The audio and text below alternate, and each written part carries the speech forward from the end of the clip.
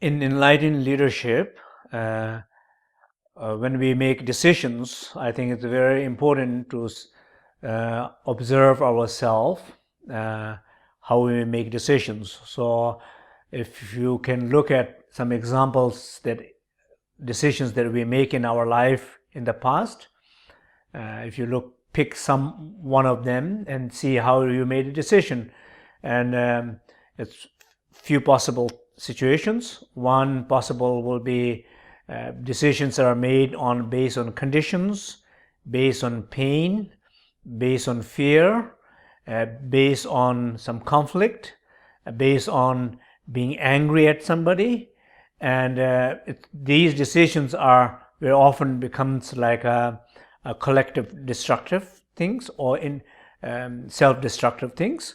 So, but on the other hand, decisions are made even though there were conflicts were there, if there are pains are there are challenges were there are certain anger issues are there, but somehow none of these became the cause of decision making process, because there was a practice, there was awareness which able to go beyond all of that, and there was a sense of a collective purpose of vision which was able to go beyond all these conditions, and the decision came from a very open place, very connected to the collective purpose, connected to the other individuals, and decisions are made from some sense of warmth and kindness.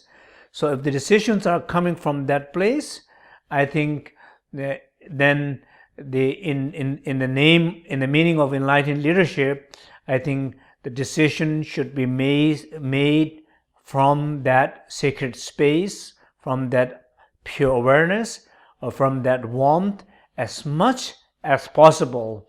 If not, at least to be aware the decisions are coming from wrong place.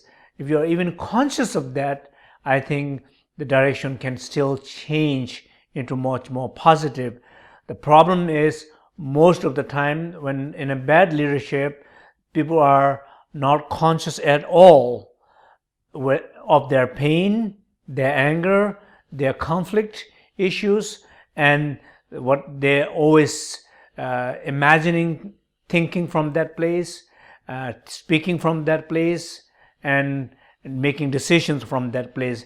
Then I think it's very difficult. So this is not only about a leadership. All of us in our life, every moment to moment, we make decisions. Every day we make decisions. Probably every hour we make some decisions. But these decisions you have to kind of watch constantly where it is coming from, and that when you reflect that, I think it's also a great way of self-conscious, or a great way of being self-aware, so that a great practice for self-awareness, beginning of every decision, to be aware where it's coming from, so that a great practice for self-awareness.